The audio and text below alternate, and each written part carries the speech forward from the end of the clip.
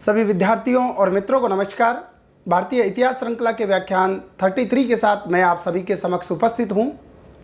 भारतीय इतिहास के अंतर्गत आज जिस विषय बिंदु पर हम अपना व्याख्यान प्रारंभ करने जा रहे हैं, उस विषय बिंदु का शीर्षक है सामाजिक और सांस्कृतिक जागरण के स्तंभ के रूप में आज हम बात करेंगे हेनरी विवियन डेरिजियो और यंग बंगाल आंदोलन एवं ईश्वर चंद्र विद्यासागर।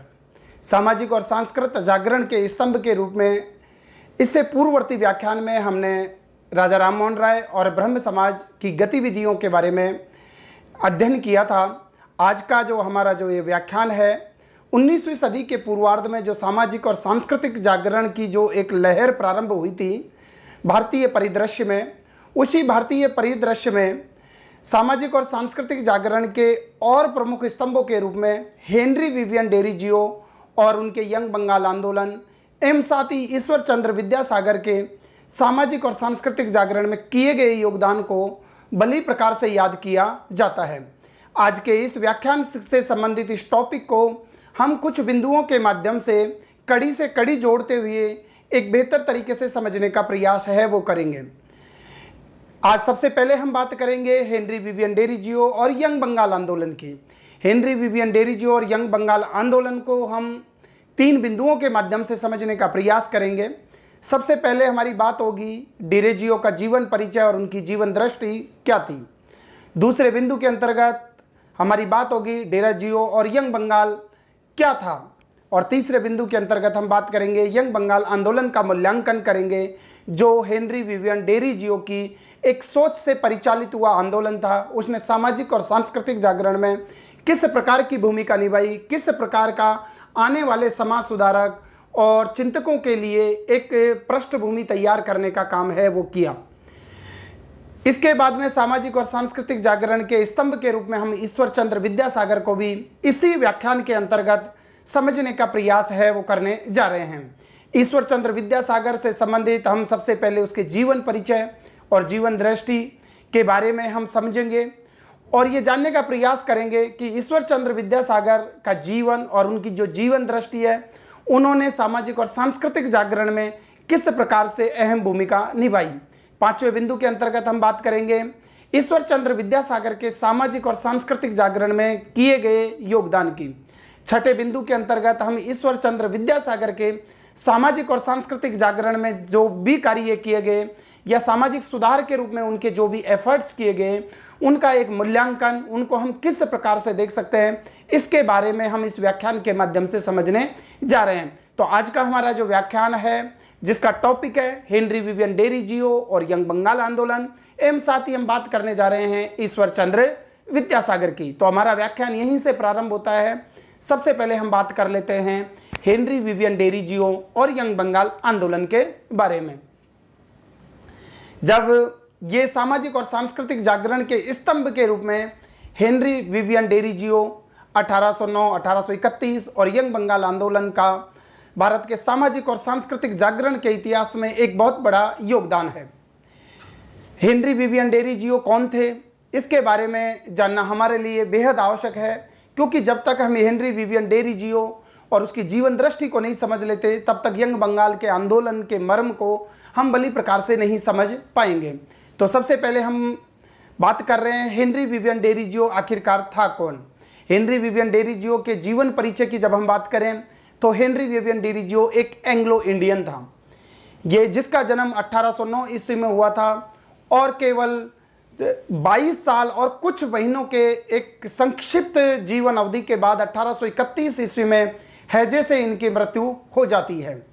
हेनरी विवियन डेरिजियो को भारत के सामाजिक और सांस्कृतिक जागरण के इतिहास में यंग बंगाल आंदोलन के प्रणेता के रूप में जाना जाता है। हेनरी विवियन डेरिजियो ने युवा अवस्था में हिंदू कॉलेज में अध्यापन का कार्य किया। 1826 से और 1831 तक कलकत्ता का जो सेंट्रल हिंदू कॉलेज है, उसमें इन्होंने अध्यापन का कार्य करवाया। अर्थात ये यहाँ पर एक शिक्षक के रूप में इन्होंने अपने छात्रों को यहाँ पर एक तार्किक चिंतन की शिक्षा है वो प्रदान की। आधुनिक भारत का इनको शायद प्रथम राष्ट्रवादी कवि भी माना जाता है, क्योंकि जब भी इन्होंने भारत की दुर्दशा के बारे में लिखा तो वो इंग्लिश में ज़्यादातर उनके उपदेश थे और इंग्लिश में उन्होंने एक बहुत ही शानदार कविताएं लिखी। और उसमें उन्होंने भारत की जो पतित अवस्था थी, भारतीय भूमि के साथ, भारत के जो वैभव और गौरव के साथ जो अंग्रेजी उपनिवेशी साम्राज्य में जो कुछ घटित हो रहा था, उसके प्रति इनके मन में गहरा क्षोभ था, गहरा दुख था। और वो भारत को दशा के लिए, भारत के लोगों की जो सामाजिक और सांस्कृतिक जीवन मूल्यों में जो विसंगतियां आ गई थी, जो वर्तमान समय में प्रासंगिक नहीं रह गई थी, उनको बहुत बड़ा जिम्मेदार मानते हैं। तो इसलिए इन्हें आधुनिक भारत का प्रथम राष्ट्रवादी कवि भी माना जाता है, जिसमें उन्होंने मातृभूमि के प्रति, भारत राष्ट्र के प्रति, उसकी दुर्दशा के प्रति अपने शब्दों के माध्यम से, अपनी लेखनी के माध्यम से अपनी चिंता है जाहिर की और अपने विद्यार्थियों को उस दिशा में सोचने के लिए प्रेरित किया। इन्होंने कुछ संगठनों की नींव भी रखी अपने काम को आगे बढ़ाने के लिए।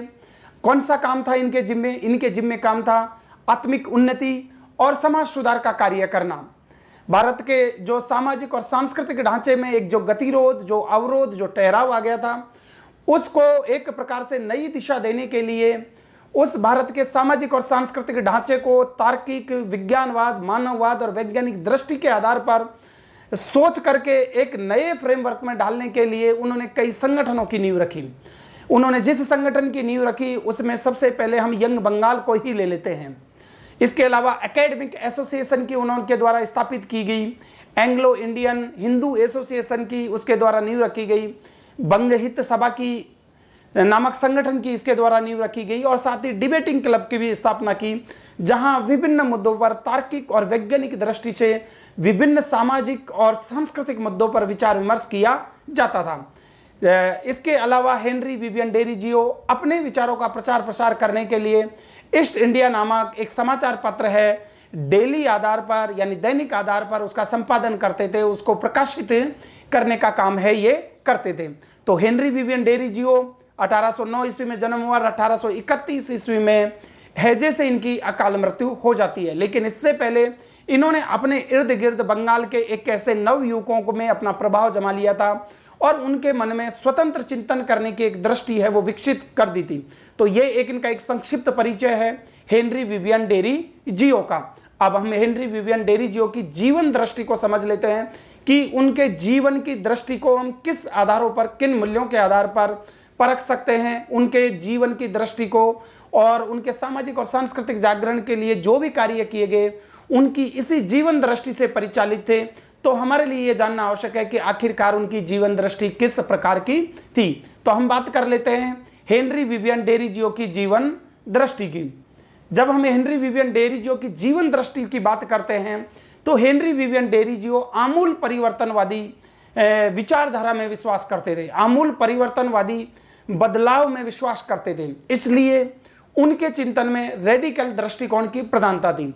रेडिकल दृष्टिकोण एक प्रकार से चिंतन की प्रक्रिया का वो स्वरूप था जो पूरी तरह से आमूल परिवर्तनवादी था, जो किसी भी प्रकार की परंपराओं और कुरीतियों से बंधे रहना नहीं चाहता था। वो पूरा का पूरा तर्क, विज्ञान और मानववाद के आधार पर अपने समाज का नए सिरे से ढांचा है वो खड़ा करना चाहता था। तो हेनरी विवियन डेरिजियो की पूरी दृष्टि है वो रेडिकल दृष्टिकोण से प्रभावित थी।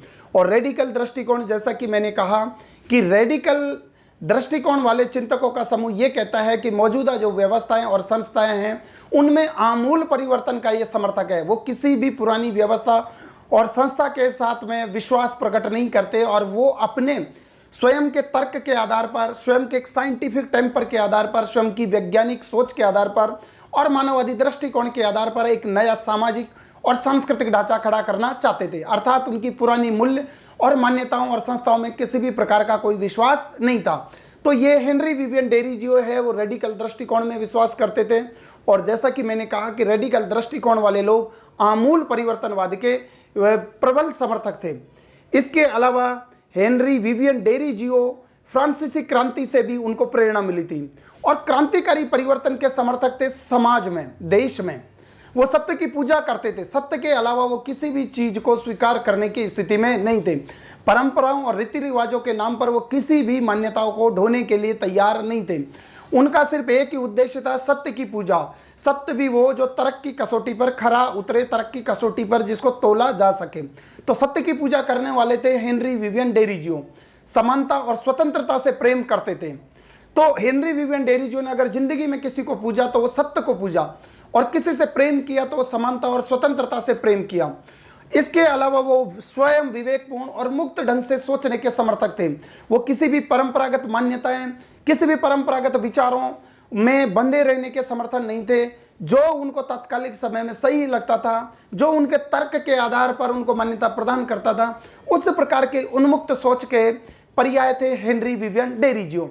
तो हेनरी विवियन डेरिजियो रेडिकल दृष्टिकोण के समर्थक, आमूल परिवर्तनवादी के समर्थक, क्रांतिकारी विचारों को मानने वाले, सत्य की पूजा करने वाले, स्वतंत्रता और समानता से में प्रेम करने वाले थे, विवेकपूर्ण और मुक्त ढंग से सोचने के समर्थक थे हेनरी विवियन डेरिजियो।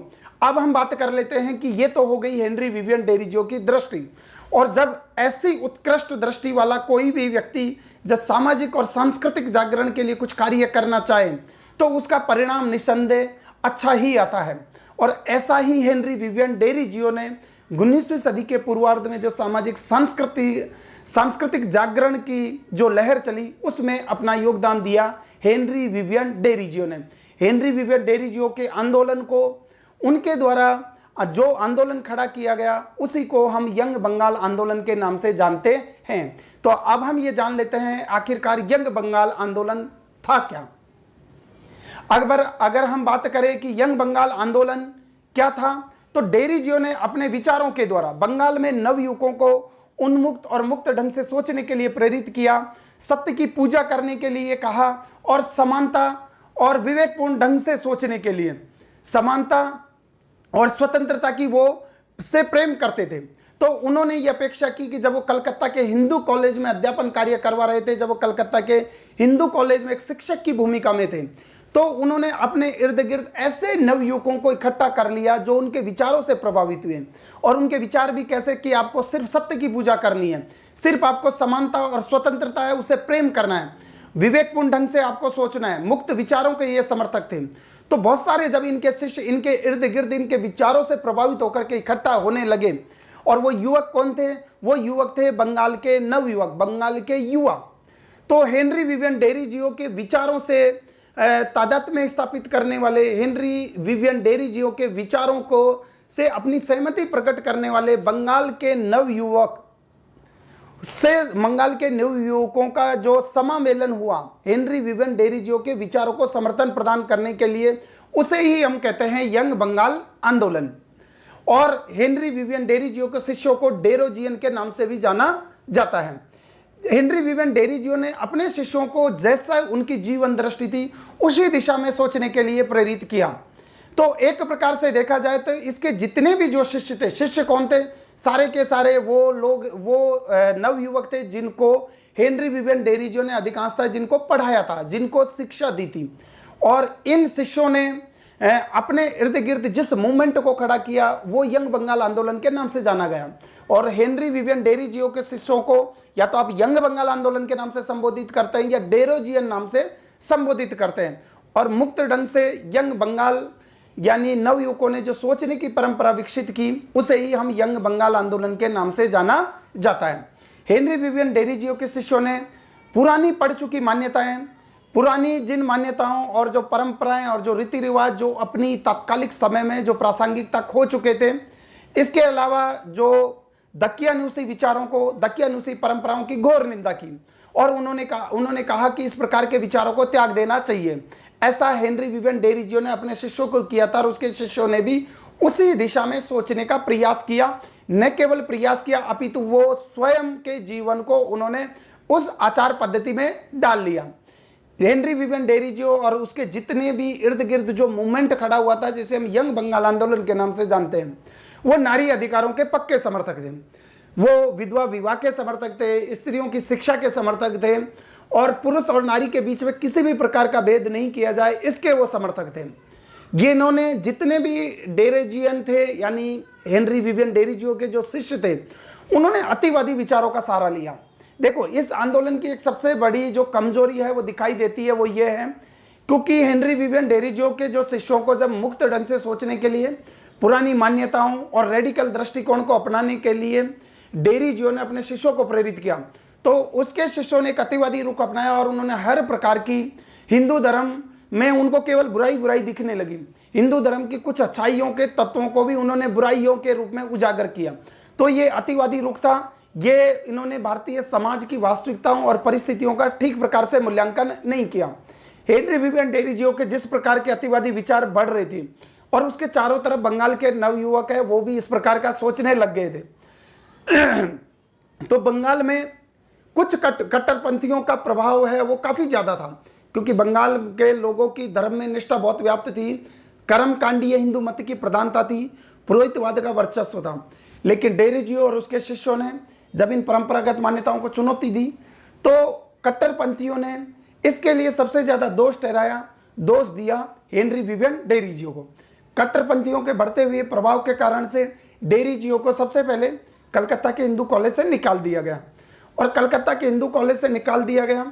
लेकिन इसके बाद में भी डेरिजियो ने मुक्त ढंग से सोचने से संबंधित और पुरानी मान्यताओं और रीति रिवाजों की निंदा करने से वो पीछे नहीं हटे, और उन्होंने दृढ़तापूर्वक अपने विचारों का प्रकटीकरण किया।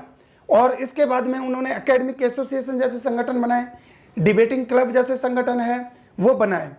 लेकिन 1831 ईस्वी में डेरिजियो की मृत्यु हो जाती है। डेरिजियो की मृत्यु के बाद में उसके शिष्यों ने, जो कि अतिवादी विचार रखते थे, उस तरह का कोई सांगठनिक आधार खड़ा नहीं किया था डेरिजियो ने, ताकि उसके विचारों को एक स्थायित्व प्रदान हो सके। और जिस प्रकार के विचार डेरिजियो अपने शिष्यों को रखने के लिए कह रहे थे, उसके कारण से भारतीय समाज का बहुत बड़ा ज़्यादा वर्ग इनसे नहीं जुड़ पाया।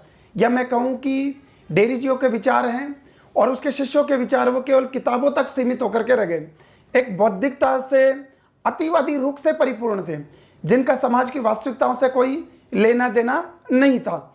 और इसके शिष्यों ने यह भी किया कि 1838 ईस्वी में society of education of general knowledge जैसे संगठनों की स्थापना की, ताकि बंगाल के नवयुवक हैं वो वैज्ञानिक दृष्टि से सोचे। लेकिन इसका परिणाम ये हुआ कि ज़्यादातर जो हेनरी विवियन डेरिजियो के जो शिष्य हैं वो किताबी बौद्धिकता से बाहर नहीं निकल पाए। और जब उन्होंने हिंदू समाज में भी कुछ अच्छाई थी, ऐसा नहीं है कि सब कुछ बुराइयाँ थी, कुछ विसंगतियाँ थी समाज के सामाजिक और आर्थिक ढांचे में, धार्मिक ढांचे में। उन बुराइयों को अगर दूर करने के लिए ही ये सामाजिक और सांस्कृतिक हलचल पैदा हुई थी। लेकिन हेनरी विवियन डेरिजियो स्वयं अतिवादी रुख रखते थे, और उसके शिष्यों ने भी अतिवादी रुख इतना अपनाया कि उनको सिर्फ हिंदू धर्म में बुराई बुराई नजर आने लगी, जो कि किसी भी प्रकार से तार्किक आधार पर ठीक नहीं कहा जा सकता था। उनको ये करना चाहिए था कि हिंदू धर्म में और इसके सामाजिक ढांचे में जो वास्तव में बुराइयां आ गई हैं, जिसके कारण से ये समाज है कि पीछे रह गया है, जिसके कारण से समाज पश्चिम के मूल्यों को नहीं अपनाना, सिर्फ हमें उन्हीं बुराइयों को दूर करने पर ध्यान देना चाहिए। ऐसा नहीं है कि हिंदू समाज का ढांचा है उसको पूरी तरह से आप मिटा दो, हिंदू धर्म की जो मान्यता है वो पूरी तरह से गलत है, ऐसा भी नहीं होता। कोई भी चीज़ पूरी तरह से गलत नहीं होती, उसमें कुछ विकार आ जाते हैं, और उन विकारों को दूर करने के हम उस संगठन को, उस व्यवस्था को, उस ढांचे को फिर से दुरुस्त कर सकते हैं। तो हेनरी विवियन डेरिजियो के शिष्यों ने कुछ अतिवादी रुख अपनाया, लेकिन फिर भी उनका ये योगदान था कि उन्होंने मुक्त ढंग से सोचने के लिए लोगों को प्रेरित किया। हेनरी विवियन डेरिजियो और उसके यंग बंगाल आंदोलन ने राजनीतिक प्रश्न भी उठाए। राजनीतिक प्रश्नों में जैसे उन्होंने बात की उच्च भारतीय पदों के से भारतीयकरण करने की मांग की, प्रेस की स्वतंत्रता की उन्होंने मांग की, और रैयतों पर जो जमींदारों के द्वारा अत्याचार किए जा रहे थे उनकी सुरक्षा की इनके द्वारा मांग की गई। तो हेनरी विवियन डेरिजियो के शिष्यों ने राजनीतिक प्रश्न भी उठाए, स्त्री शिक्षा पर भी उन्होंने जोर दिया, और सबसे ज़्यादा उनका जो जोर था वो रेडिकल दृष्टिकोण पर था। वो आमूल परिवर्तनवादी सोच में विश्वास रखते थे, और डेरिजियन के शिष्यों के द्वारा बंगाल में मुक्त ढंग से सोचने की जो चिंतन प्रणाली पैदा हुई उसे ही हम यंग बंगाल आंदोलन के नाम से जानते हैं। अब अगर हम मूल्यांकन करें कि हेनरी विवियन डेरिजियो की सामाजिक और सांस्कृतिक दृष्टि का और उसके यंग बंगाल आंदोलन जो खड़ा किया था उसका सामाजिक और सांस्कृतिक जागरण में क्या योगदान रहा, मैंने अभी इनकी कुछ लिमिटेशंस की कुछ चर्चा की है। इसके अगर हम मूल्यांकन करें तो ऐसा भी नहीं है कि कोई भी संगठन है या कोई भी विचार पूरी तरह से वो 100% अच्छा ही होता है या उसमें 100% खराबी होती है। वो अपनी कुछ सीमाओं और कुछ अच्छाइयों का मिलाजुला मिश्रण होता है। और इसी संदर्भ में हमें हेनरी विवियन डेरिजियो की जीवन दृष्टि और उनके द्वारा जिस मूवमेंट को खड़ा किया गया यंग बंगाल आंदोलन, उसका मूल्यांकन हमें करना चाहिए। अगर हम यंग बंगाल आंदोलन के मूल्यांकन की बात करें तो यंग बंगाल आंदोलन ने एक वैज्ञानिक दृष्टि से सोचने के लिए, एक तार्किक दृष्टि का चिंतन है वह समाज के सामने रखा। बंगाल के नवयुवकों को इसने अपनी ओर आकर्षित किया और भले ही इसका तात्कालिक समय में ये किताबी बौद्धिकता से बाहर नहीं निकल पाया हो, ये समाज की वास्तविकताओं से ज़्यादा संबंध नहीं रखता हो, लेकिन इसने आगे आने वाले बंगाल के बहुत सारे महत्वपूर्ण चिंतकों के लिए एक पथ प्रदर्शन का काम किया इस यंग बंगाल आंदोलन ने। और इस यंग बंगाल आंदोलन ने न केवल बंगाल में एक प्रकार से बौद्धिकता का मार्ग प्रशस्त किया, अभी तो इससे प्रेरणा लेकर के यंग बॉम्बे और यंग मद्रास जैसे संगठन है वो भी खड़े हुए। यंग बॉम्बे और यंग मद्रास संगठनों में भी एक वैज्ञानिक दृष्टि से सोचने वाले नवयुवकों का एक संगठन है वो स्थापित किया गया। तो यंग बंगाल आंदोलन की ये प्रेरणा थी कि जिसके कारण से यंग बॉम्बे और यंग मद्रास जैसे संगठनों का बाद में आविर्भाव हुआ। इन जो यंग बॉम्बे और यंग मद्रास जैसे संगठन जो खड़े हुए उनके पीछे विचार और प्रेरणा है वो यंग बंगाल आंदोलन से मिली थी। और यंग बंगाल आंदोलन के जितने भी जो समर्थक थे और बाद में इस यंग बंगाल आंदोलन ने बंगाल में कई महत्वपूर्ण राजनेताओं को, बड़े बड़े राष्ट्रवादी नेताओं को जन्म दिया। अगर मैं यंग बंगाल आंदोलन के कुछ महत्वपूर्ण नेताओं की बात करूं तो उनमें रंजन मुखर्जी थे, उनमें कृष्ण मोहन बनर्जी थे, और इसके अलावा जैसे कि महेश दास घोष जैसे व्यक्ति है उनको हम याद कर सकते हैं। और इसके अलावा सभी भावी सुधारकों और राष्ट्र प्रेमियों के लिए इसने प्रेरणा का काम किया। लेकिन जैसे कि मैंने कहा कि इसकी कुछ लिमिटेशंस, मैंने उनकी चर्चा की है कि इस पर बौद्धिकता बहुत ज़्यादा हावी थी, आंदोलन का व्यवहारिक पक्ष से सामाजिक वास्तविकता पर आधारित नहीं था। और डेरी जीवन के विचारों को फैलाने के लिए डेरी जीवन ने अपने इर्द गिर्द नवयुवकों का संगठन खड़ा कर दिया, लेकिन नवयुवकों का एक लामबंदी की थी। उन्होंने कोई एक ऐसा संस्था या कोई संगठन नहीं बनाई थी जिसके माध्यम से उसके विचारों को व्यवहारिक धरातल पर समाज के लोगों के बीच में जाकर के फैलाया जा सके, या उसका कोई ऐसा सांगठनिक आधार हो जो समाज के लोगों के बीच में जाकर के कोई उसके विचारों का प्रचार प्रसार करने के लिए काम कर सके। तो उपयुक्त संगठन का अभाव था, आम जनता से भी इसकी दूरी थी। लेकिन इन सब के बावजूद भी यंग बंगाल आंदोलन और हेनरी विवियन डेरिजो ने जो 19वीं सदी के पूर्वार्ध में सामाजिक और सांस्कृतिक जागरण में जो योगदान दिया उसको किसी भी तरह से हम कमतर नहीं आंक सकते। इन्होंने एक बौद्धिकता का वातावरण तैयार किया, सामाजिक और सांस्कृतिक जागरण को एक रेडिकल दृष्टिकोण से सोचने के लिए प्रेरित किया, और उसमें कम से कम ऐसे नवयुवकों को तैयार किया जिनको हिंदू समाज के सामाजिक और सांस्कृतिक ढांचे में जो विसंगति आ गई थी उन पर उन्होंने करारा प्रहार किया। और जो लोग थे परंपरावादी उनको भी कहीं ना कहीं कुछ सीमा तक सोचने के लिए बाध्य किया। और सबसे अच्छा बेस्ट कमेंट है किसी के द्वारा दिया गया यंग बंगाल आंदोलन के बारे में तो और हेनरी विवियन डेरिजियो के बारे में, तो वो थे सुरेंद्रनाथ बनर्जी, जो बाद में 19वीं सदी के उत्तरार्ध में भारत के प्रमुख राष्ट्रवादी नेता के रूप में उभर करके आते हैं, जिन्होंने प्रारंभ में भारतीय राष्ट्रीय कांग्रेस के संगठन की स्थापना में भी महत्वपूर्ण योगदान दिया था। तो सुरेंद्रनाथ बनर्जी कहते हैं इस यंग बंगाल आंदोलन के बारे में कि, और हेनरी विवियन डेरिजियो के बारे में कि बंगाल में आधुनिक सभ्यता के अग्रदूत कोई थे तो वो यंग बंगाल आंदोलन वाले लोग थे, हेनरी विवियन डेरिजियो के वाले लोग थे, डेरोजियन लोग थे। तो इन्हें बंगाल में आधुनिक सभ्यता के अग्रदूत और हमारी जाति के पिता कहा सुरेंद्रनाथ बनर्जी ने।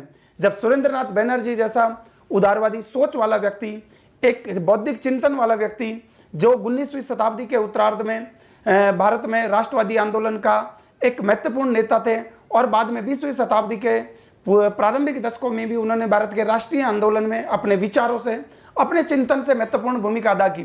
जब सुरेंद्रनाथ बनर्जी यंग बंगाल आंदोलन के बारे में और हेनरी विवियन डेरिजियो के बारे में इस तरह की बातें कर रहे हैं तो हम हेनरी विवियन डेरिजियो और डेरोजियन और यंग बंगाल आंदोलन के महत्व को हम भली प्रकार से समझ सकते हैं कि इसका समाज में और सांस्कृतिक जागरण में क्या योगदान था।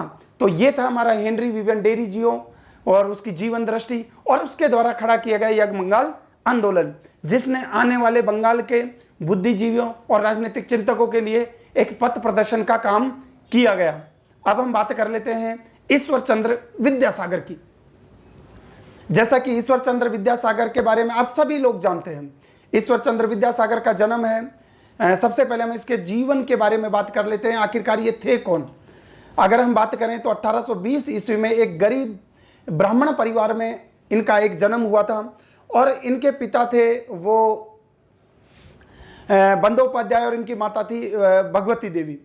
ईश्वर चंद्र विद्यासागर का जो वास्तविक नाम था वो था ईश्वर चंद्र बंदोपाध्याय। और ईश्वर चंद्र बंदोपाध्याय का जन्म वर्तमान पश्चिम बंगाल के मिदनापुर जिले के वीर सिंह गांव में हुआ था। इनके परिवार की आर्थिक स्थिति वो ठीक नहीं थी और इन्होंने शिक्षा प्राप्त करने के लिए वित्तीय समस्याओं का सामना किया और वो अपने पिता के साथ पैदल चल करके 9-10 किलोमीटर जा करके वह शिक्षा प्राप्त करते थे। शिक्षा प्राप्ति के लिए उन्होंने जीवन भर वित्तीय समस्या का सामना करना पड़ा, लेकिन वित्तीय समस्या और आर्थिक संकट है, उन्होंने इनकी विद्वता और इनके विद्या प्राप्त करने के दृढ़ संकल्प पर किसी भी प्रकार का अवरोध है वो पैदा नहीं किया। क्योंकि जब व्यक्ति की दृढ़ इच्छा और दृढ़ संकल्प होता है किसी लक्ष्य को पाने के लिए, किसी चीज को प्राप्त करने के लिए, तो वित्तीय समस्याएं कुछ अवरोध पैदा कर सकती है, लेकिन व्यक्ति की अगर दृढ़ निष्ठा हो, एक संकल्प शक्ति हो, तो व्यक्ति को जो प्राप्त करना होता है वो उसको मिलता है। और इसके उदाहरण थे ईश्वर चंद्र विद्यासागर। ईश्वर चंद्र विद्यासागर का, जैसे मैंने कहा, इनका वास्तविक नाम था वो था ईश्वर चंद्र बंदोपाध्याय। लेकिन संस्कृत साहित्य में जो इनकी महारत हासिल थी, संस्कृत साहित्य में विद्वता के कारण जब ये संस्कृत कॉलेज कलकत्ता के प्रिंसिपल बने और उसमें अध्यापन का कार्य करवाया, तो इनकी विद्वता के कारण से इनको विद्यासागर की उपाधि दी गई। तो ईश्वर चंद्र विद्यासागर ईश्वर चंद्र बंदोपाध्याय से अपनी शिक्षा में, संस्कृत में अपनी महारता के कारण, संस्कृत में अपनी पकड़ के कारण, संस्कृत के विद्वान होने के कारण इन्हें विद्यासागर की उपाधि दी गई। ये संस्कृत कॉलेज के प्रिंसिपल बने, संस्कृत कॉलेज में इन्होंने अध्यापन का कार्य किया। और सबसे ज्यादा ईश्वर चंद्र विद्यासागर को अगर भारतीय समाज में आज भी याद किया जाता है, पश्चिम बंगाल में जो आज भी इनकी जगह जगह स्मारक और प्रतिमाएं बनी हुई है, इनके नाम पर जगह जगह सड़कों के नामकरण किए गए। और ईश्वर चंद्र विद्यासागर रविंद्रनाथ टैगोर के साथ में ये बंगाल के एक रोल मॉडल है। ये एक महान मानववादी थे जो मनुष्य के, उनके गरीब, उत्पीड़ित और शोषित मनुष्यों के दुखों को दूर करने के लिए उन्होंने स्वयं वित्तीय कठिनाई होते हुए भी उनके जीवन के उद्धार के लिए लगातार प्रयास किए। ये समाज सुधारक थे, ये एक मुद्रक थे, ये परोपकारी व्यक्ति थे और इसके अलावा स्त्री के अधिकारों के ये बहुत बड़े समर्थक थे। ईश्वर चंद्र विद्यासागर। ईश्वर चंद्र विद्यासागर का नाम आते ही हमें ये हमारे दिमाग में जो एक छवि बनती है वो ये बनती है कि ये बहुत बड़े एक मानववादी थे और राजा राम मोहन राय की जो समाज सुधार की परंपरा के जो वास्तविक उत्तराधिकारी थे बाद में जो साबित हुए वो ईश्वर चंद्र विद्यासागर थे। और ईश्वर चंद्र विद्यासागर का संबंध भी बंगाल प्रांत से ही था। अब हम ईश्वर चंद्र विद्यासागर की, उन्होंने कुछ प्रमुख पुस्तकों की बहुत सारी श्रृंखलाएं उन्होंने रचना की, लेकिन अगर कुछ महत्वपूर्ण पुस्तकों की मैं बात करूं तो बेताल पंचविंशति, बेताल 25 जो हिंदी में पुस्तक थी उनका बांग्ला में इन्होंने अनुवाद किया, वो पुस्तक थी इनकी बेताल पंचविंशति। इसी प्रकार सितार वनवास है, उत्तर जो रामायण कांड है उस पर आधारित एक पुस्तक है संस्कृत की जिसका बांग्ला में अनुवाद किया गया ईश्वर चंद्र विद्यासागर के द्वारा। इन्होंने विधवा विवाह नाम से एक पुस्तक लिखी और बहुविवाह की विसंगतियां नाम से इन्होंने पुस्तक लिखी। इसके अलावा इन्होंने बांग्ला में कई पुस्तकें लिखी, अति अल्पहाइल, ब्रजविलास, रत्न परीक्षा जैसी पुस्तकें इन्होंने लिखी। इसके अलावा अगर हम इसकी जीवन दृष्टि पर प्रकाश डालें संक्षेप में कि ये किस प्रकार के चिंतन से प्रभावित थे, किस प्रकार की इनकी जीवन दृष्टि थी, किस प्रकार की जीवन दृष्टि के कारण से इन्होंने लोगों के लिए काम किया, तो हम इसकी जीवन दृष्टि के पहलुओं को अगर संक्षेप में देखें तो ये सबसे बड़े मानववादी थे। यानी ह्यूमनिज्म इनकी रग रग में बसा हुआ था। ये प्रत्येक मनुष्य से प्रेम करने वाले थे, किसी मनुष्य के साथ वो भेदभाव करने की नहीं सोच सकते थे। जो कोई भी मनुष्य दीन, दुखी, गरीब, उत्पीड़ित, शोषित दिखा, उसके लिए इन्होंने अपना पूरा जीवन है वो अर्पित कर दिया। तो इनसे बड़ा कोई मानववादी है 19वीं शताब्दी में भारतीय इतिहास में हुआ होगा ये और कोई नजर नहीं आता। गरीबों, अभागों और उत्पीड़ित लोगों के लिए इनके दिल में अपार सहानुभूति थी। इसका सबसे बड़ा प्रमाण यह था कि शायद ही गर्मी सर्दी आने पर इनके पास कोई गर्म ऊनी कोट रह पाता होगा, क्योंकि जब भी ये किसी भी व्यक्ति को ठंड से सिकुड़ते हुए देखते, ठंड से कपकपाते हुए देखते, तो जितने भी उनके पास कोट थे वो किसी उस व्यक्ति को दे देते थे जो उनके सामने सर्दी में ठंड से सिकुड़ते हुए था। इसके अलावा उन्होंने जो भी अपनी जो पास पैसे होते थे वो दीन दुखी और गरीबों की मदद के लिए उन्होंने स्वयं ने वो पैसे खर्च कर दिए। तो ये बहुत बड़े मानववादी व्यक्ति थे। और इसके अलावा इनकी भारतीय संस्कृति में अगाध आस्था थी, क्योंकि संस्कृत के विद्वान हैं और संस्कृत का विद्वान जो व्यक्ति होगा उसकी भारतीय संस्कृति में अगाध आस्था होना स्वाभाविक है। लेकिन ईश्वरचंद्र विद्यासागर संस्कृत के प्रकांड पंडित होने के साथ साथ इनकी दृष्टि है, उनकी जो चिंतन प्रक्रिया वो काफ़ी खुली हुई थी, वो बिल्कुल संकुचित नहीं थी, वो किसी सीमाओं में बंधी हुई नहीं थी, वो परंपरावादी दृष्टि के भी नहीं थे, वो भारतीय संस्कृति के जीवन मूल्यों में विश्वास करते थे। लेकिन वो ये भी मानते थे कि पाश्चात्य संस्कृति की अच्छी विशेषताओं को अपना करके हम भारतीय संस्कृति को और भी ज़्यादा समृद्ध कर सकते हैं। इसलिए ये कहा जाता है कि ईश्वरचंद्र विद्यासागर भारतीय और पाश्चात्य संस्कृति के सुखद संयोग के सच्चे प्रतिनिधि थे। उनके जीवन में बेईमानी का, कपटता का कोई उदाहरण पूरे जीवन काल में नहीं मिलता। वो सच्चरित्रता के लिए, इंटीग्रिटी के लिए जाने जाते हैं। प्रखर प्रतिभा के धनी थे, वो एक अच्छे एजुकेटर थे, अच्छे सोशल रिफॉर्मर थे, अच्छे ह्यूमनिज्म की सोच वाले व्यक्ति थे। इसके अलावा वो आप कहें कि इंडियन कल्चर और वेस्टर्न कल्चर के एक संगम थे, वो ईश्वरचंद्र विद्यासागर थे। अब हम बात कर लेते हैं कि ईश्वरचंद्र विद्यासागर के सामाजिक और सांस्कृतिक जागरण में क्या योगदान दिया गया। जब हम इसके सामाजिक जागरण यानी समाज सुधार के लिए इसके किए गए प्रयासों को जब याद करते हैं तो ये अपने आप में एक बहुत बड़े सोशल रिफॉर्मर थे। और इन्होंने जो सबसे ज़्यादा समाज सुधार के क्षेत्र में जो अग्रणी भूमिका निभाई वो नारी की दशा दिशा सुधारने के बहुत बड़े समर्थक थे। उन्होंने भारतीय जो पद्दली जो नारी जाति थी उसके उद्धार के लिए प्रयास किए, चाहे वो उन्होंने विधवाओं को पुनर्विवाह करने के अधिकार दिलाने से संबंधित कोई मुद्दा हो, या महिलाओं की शिक्षा से संबंधित कोई बात हो, या बहुविवाह का उन्होंने विरोध किया, बाल विवाह का उन्होंने विरोध किया। और उन्होंने तो विधवा की जो भारतीय समाज में, हिंदू समाज में जो नारकीय अवस्था थी, यानी अपने पति की मृत्यु के बाद में जो विधवाओं को जो वैधव्य का जीवन जो व्यतीत करना पड़ता था, जो एक प्रकार से जो मानवता को तार तार कर देने वाली कंडीशंस विधवाओं के साथ जोड़ दी जाती थी, उससे ईश्वरचंद्र विद्यासागर है वो बहुत व्यथित हुए।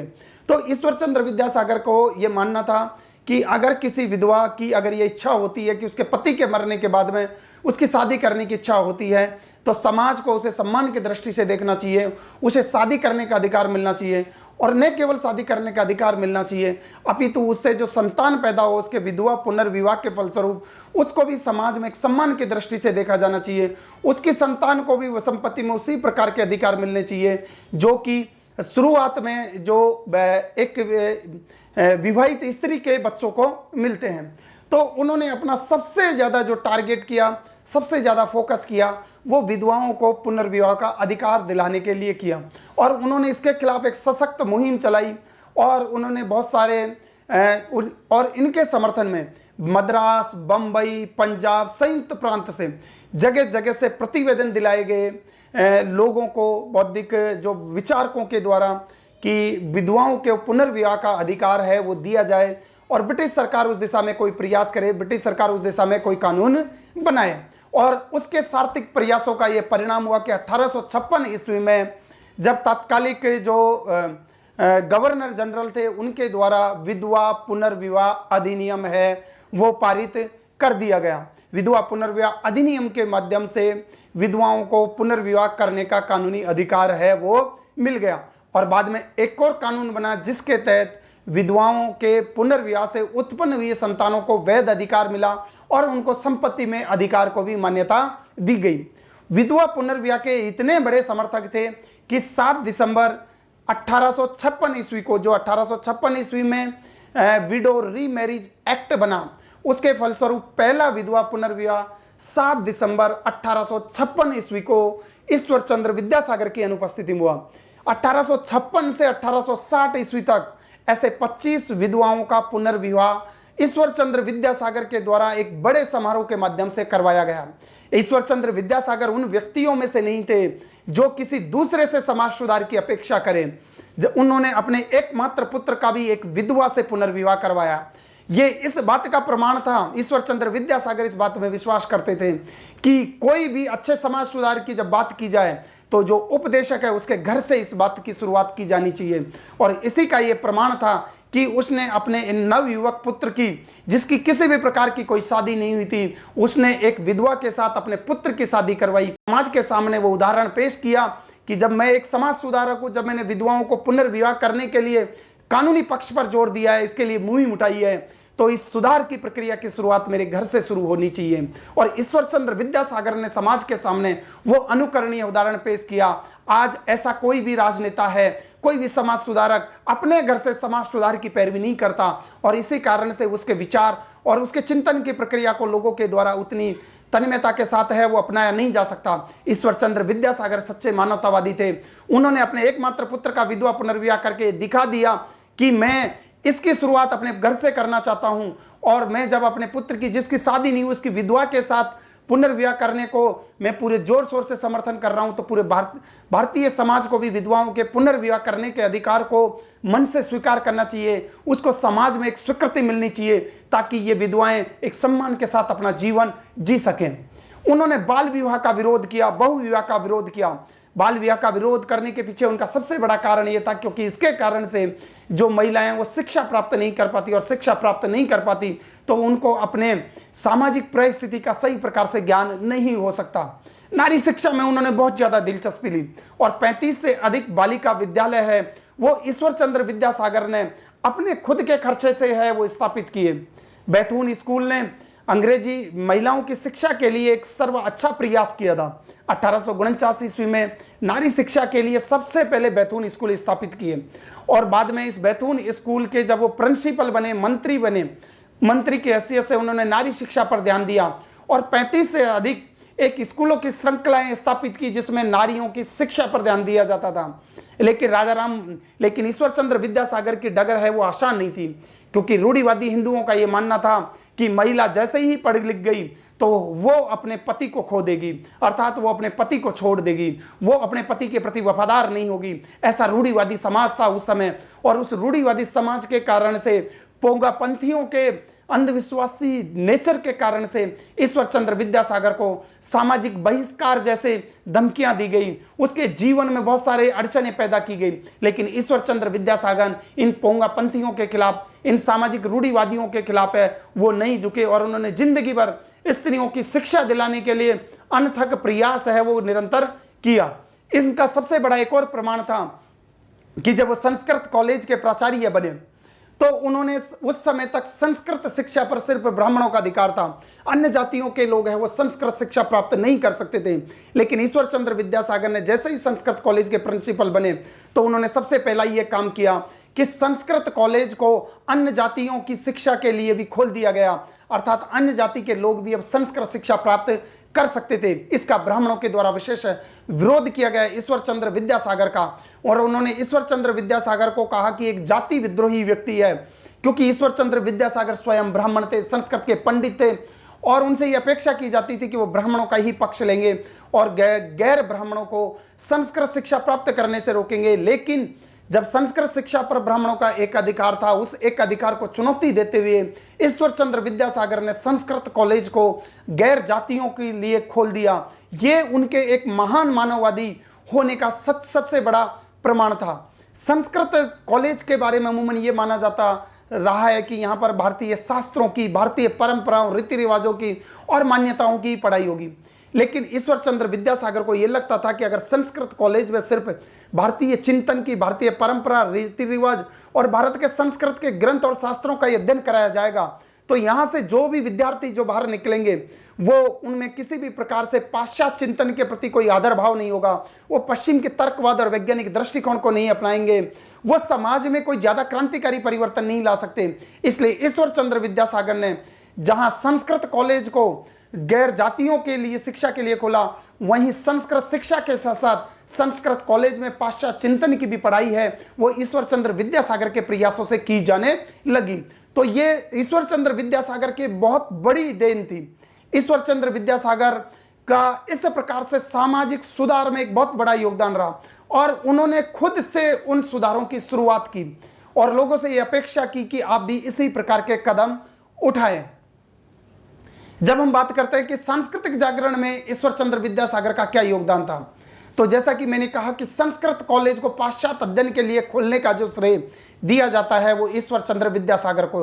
उन्होंने संस्कृत पढ़ाने की एक आसान और सरल तकनीक है वो विकसित की, और ईश्वर चंद्र विद्यासागर ने बांग्ला वर्णमाला के जो व्यंजन माला है उसको एक सही और तर्कसंगत ढंग से सुव्यवस्थित किया, और उन्होंने बांग्ला वर्णमाला पर जो एक पुस्तक लिखी, आज भी पश्चिम बंगाल के प्राथमिक विद्यालय और पाठशालाओं में बांग्ला भाषा को सीखने के लिए वो वर्णमाला जिसकी रचना ईश्वर चंद्र विद्यासागर के द्वारा की गई थी वो आज भी पाठ्य पुस्तक का हिस्सा है और उसको पढ़ाया जाता है। बंगाल में आधुनिक गद्य शैली के विकास में जो सहायता प्रदान करने का कार्य है वो किया वो ईश्वर चंद्र विद्यासागर थे। इसीलिए ईश्वर चंद्र विद्यासागर को आधुनिक बंगाल की गद्य शैली का प्रणेता भी माना जाता है। बंगाल में वर्णमाला का विकास है, आधुनिक वर्णमाला का विकास है, वो ईश्वर चंद्र विद्यासागर की देन थी। तो ईश्वर चंद्र विद्यासागर है वो इस प्रकार से उन्होंने सांस्कृतिक जागरण में योगदान दिया। उन्होंने कई पत्र पत्रिकाओं का संपादन भी किया, और बाद में जब हम पढ़ेंगे भारत में समाचार पत्रों का इतिहास तो उसमें हम देखेंगे कि एक सोम प्रकाश नाम का समाचार पत्र था जिसमें एक अच्छे विचारों का प्रतिपादन होता था और लोगों के बीच में जनमत तैयार करने का काम है वो ईश्वर चंद्र विद्यासागर करते थे। लेकिन जब वर्नाक्युलर प्रेस एक्ट लाया गया तो उसी सोम प्रकाश अखबार को प्रतिबंधित किया गया। उसके बारे में हम अलग से एक अलग व्याख्यान में जिक्र करेंगे, लेकिन आपके लिए यहाँ पर ये याद रखना पर्याप्त है कि सोम प्रकाश अखबार के माध्यम से वो लोगों के बीच में पाश्चात्य चिंतन के अच्छे तत्वों का प्रचार प्रसार करते थे। ब्रिटिश जनमत के खिलाफ ब्रिटेन के जो उपनिवेशवादी शासन की जो कमियां हैं, त्रुटियां हैं, उनको उजागर करने का काम करते थे ईश्वर चंद्र विद्यासागर। अब हम ईश्वर चंद्र विद्यासागर के अगर मूल्यांकन की बात करें तो ईश्वर चंद्र विद्यासागर 19वीं सदी के पूर्वार्ध में एक ऐसे शख्स थे जो कि उनकी धारणाओं और कार्य में कोई फर्क नहीं था। जैसा उनका कॉन्सेप्ट था उसी के आधार पर वो कार्य करते थे। ऐसा नहीं है कि उनका धारणाएं अलग कह रही है किसी मुद्दे पर और उनका एक्शन अलग हो रहा है। उनकी धारणाओं और कार्य, चिंतन और व्यवहार के बीच में कोई खाई नहीं थी। वो बिल्कुल 100% खरा होने वाले व्यक्ति थे। उनकी एक प्रकार से उनका व्यक्तित्व एक इंटीग्रिटी का, सत्यनिष्ठा का जीता जागता उदाहरण था। एक महान मानववादी थे। पहनावा बहुत सादा था, आदतें स्वाभाविक थी और व्यवहार बहुत सीधा था।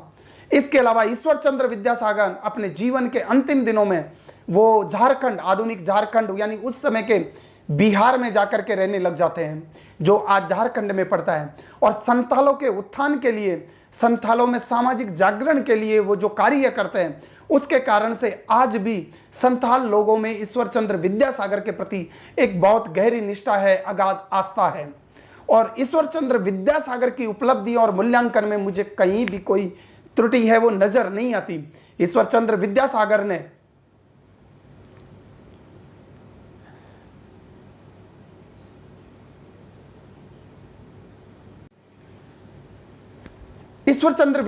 ने जो अच्छे कार्य किए थे, ईश्वर चंद्र विद्यासागर ने जो भी अच्छे कार्य किए, यानी उन्होंने उनके मूल्यांकन के बारे में लिमिटेशंस की तो कोई बात ही नहीं हो सकती।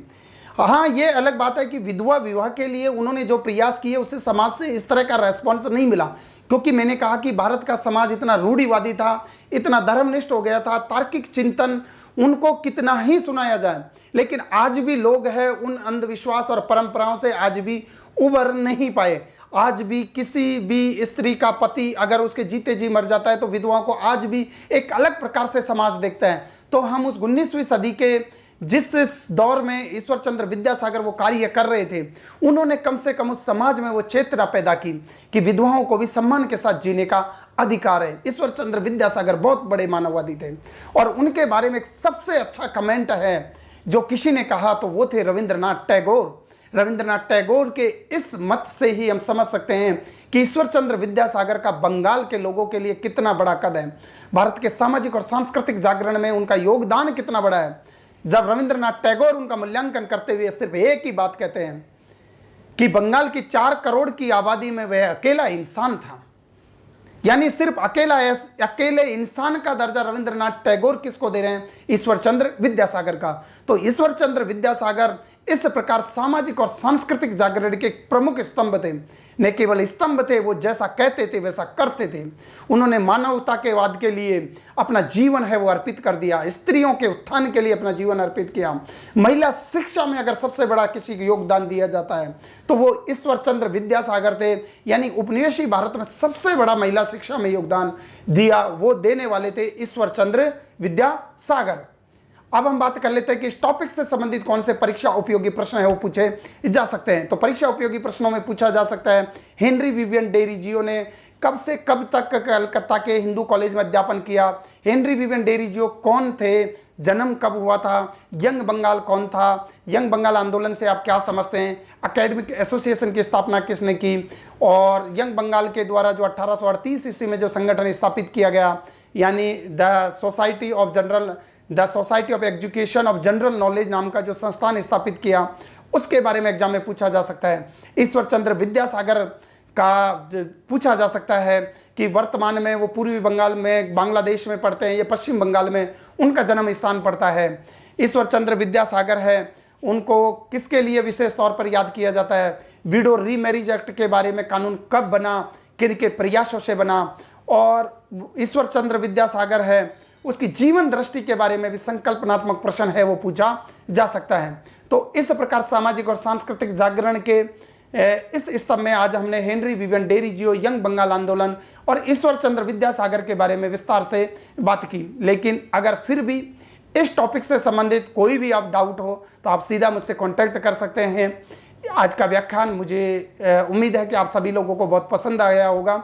इसी के साथ कल फिर एक नए व्याख्यान के साथ मैं आप सभी के समक्ष उपस्थित होऊंगा। तब तक के लिए, इस पूरे व्याख्यान को सुनने के लिए आप सभी को बहुत बहुत धन्यवाद, आभार।